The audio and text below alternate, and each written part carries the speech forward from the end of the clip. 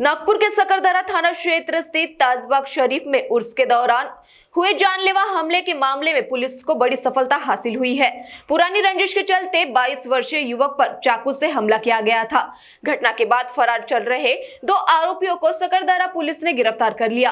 Police के अनुसार दोनों आरोपियों से पूछताछ की जा रही और मामले में आगे की जाँच जारी है। अधिकारियों का कहना है कि घटना में शामिल अन्य पहलुओं की भी जाँच की जा रही है।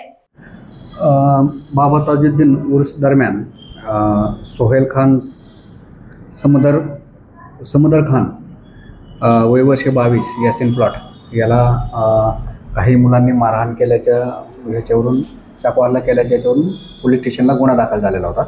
त्याच्यामध्ये आज ते आरोपी मिळालेले आहेत। अब्दुल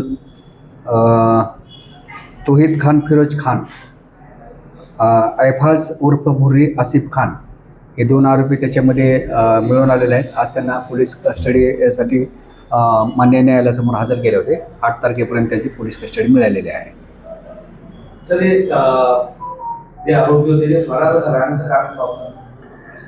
हे आरोपी एकमेकाच्या ओळखीचे आहेत, एकाच एरियामधले आहेत आणि तिथं एक छोटा हे घटना घडण्यापूर्वी छोटं भांडण झालं होतं। ते सोडवायला ह्या जखमी जो आहे तो मध्यस्थी करायसाठी गेलेला होता। त्याचा राग धरून त्यांनी त्याला मारहाण केलेले होते। एकच बस्तीचे आरोपी आहेत? हो, यासिन प्लॉटचे आहेत सर्व। त्याच्यात जखमी सोहेल खान समद खान हा जखमी आहे आणि आरोपी आहे तोहीद फिरोज खान आणि भुर्री उर्फ ऐफाज आसिफ खान हे राहणारे ताजबाग एरियामधलेच आहेत।